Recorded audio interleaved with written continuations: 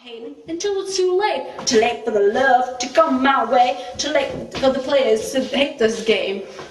So why the hate? Why even play? I ask myself this each and every day. Until the end, I can only say that my hate is my passion, my only way. Oh.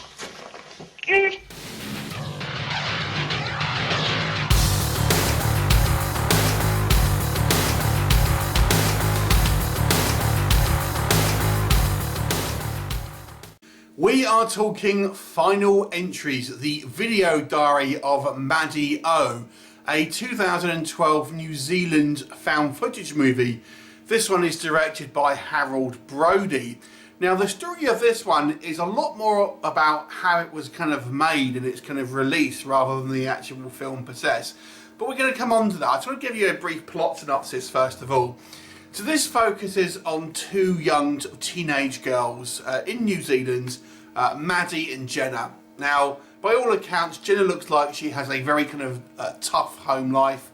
She was possibly adopted, and she kind of runs away with her friend Jenna to kind of just go and squat in a kind of vacant holiday home out in the kind of the woods somewhere.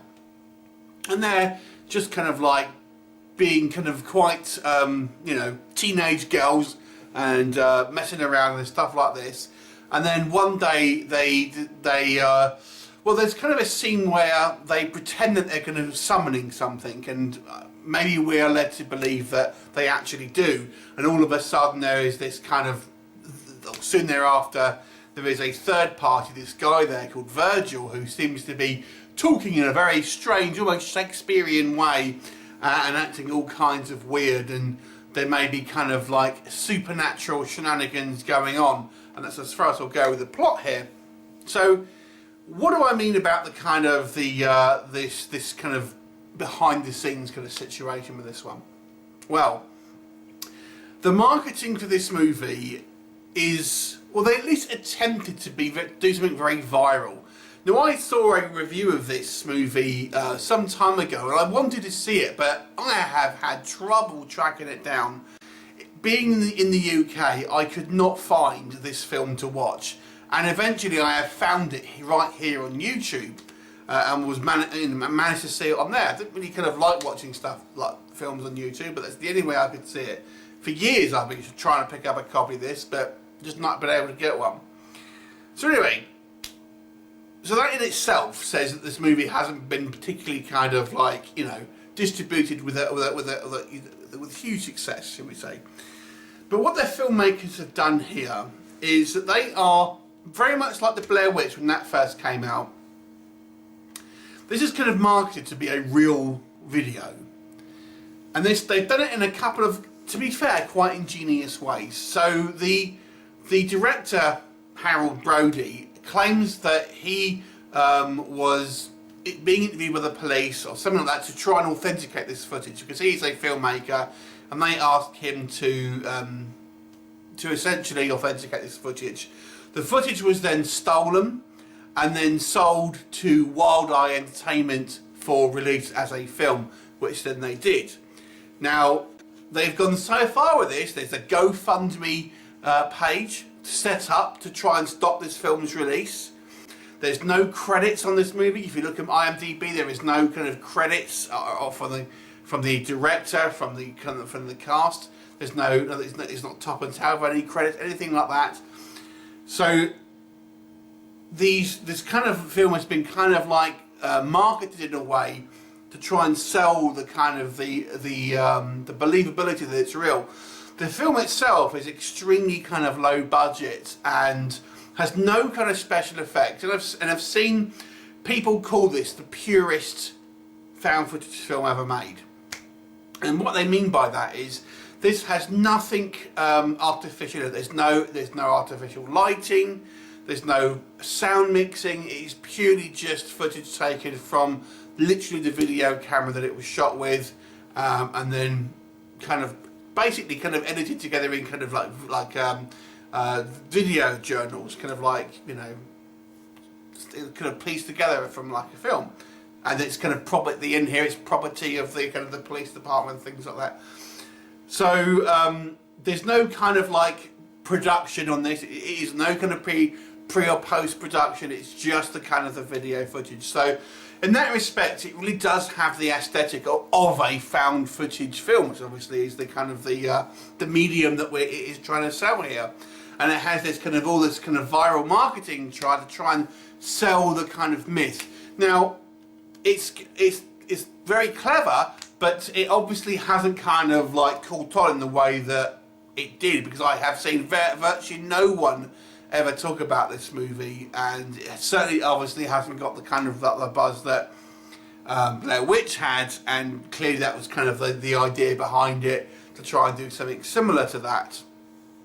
So it's interesting to watch for that reason alone, and there are people that believe this is real, I will say that.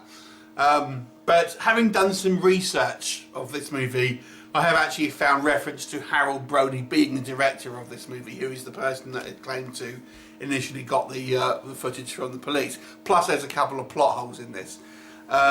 Anyway, so what do we think about the movie itself? What does work, first of all?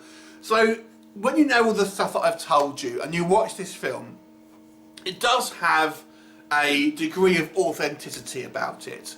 These girls, for a start, act like proper foul-mouthed teenagers. This is not some type of, you know, plot which has got lots of kind of points in it.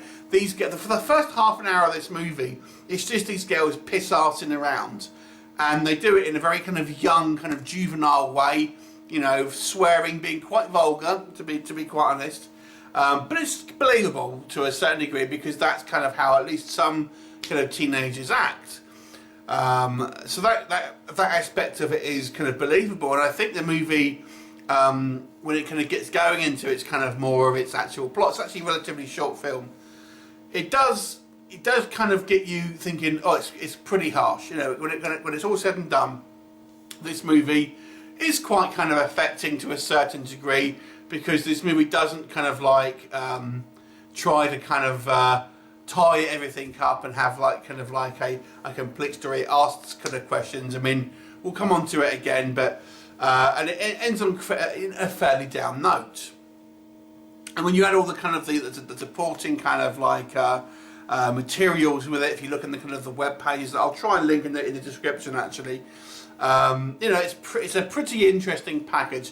And I've got to say, I feel the way this movie was made, and this is speculation on my part, I've got a feeling that these two girls here were more or less given free rein to kind of like just be themselves to a certain degree, and kind of talk about, I mean, they talk about Twilight and stuff, and they're just kind of, the conversations that they had, I can imagine, aren't scripted, they're just kind of improvised, and more or less they're probably their real kind of personalities to a certain degree, or at least a kind of a version of them, and as such it comes across as fairly kind of authentic.